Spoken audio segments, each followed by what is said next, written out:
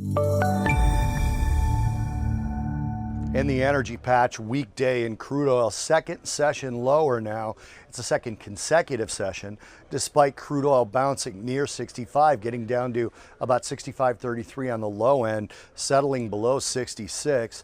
And probably more importantly, you look at a longer term chart on a monthly basis, we're approaching what could be an outside range month if we settle here or lower. Now, what does that mean? Well, last month started out, made a low, and then closed higher.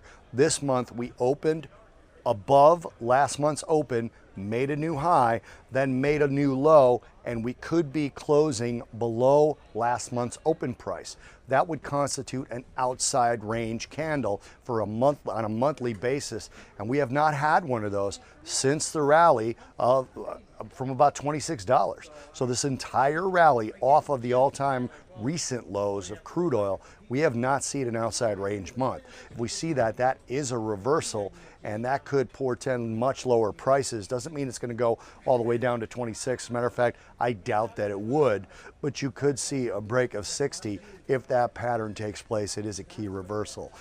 In terms of Iranian sanctions, we're seeing more pressure on Iran, with Iraq stating their intent to comply with the sanctions as well. Now, this means two things. Iraq is committed to not export crude oil to Iran and not take imports in the southern region. So what happens between Iraq and Iran, and this is something that the previous administration allowed an exemption for, is they ship northern barrels to the northern part of Iran, and Iran ships their southern barrels to the southern part of Iraq, which is just easier to transport the crude oil over the borders than it is for the lengths of the two countries. This is going to be prohibited in the new round of sanctions going into effect November 4th, and Iraq has signaled that they're going to comply with that. It's only 30,000 barrels, but it just shows more global compliance. Pressure from the U.S. seems to be working across the board, at least at this point.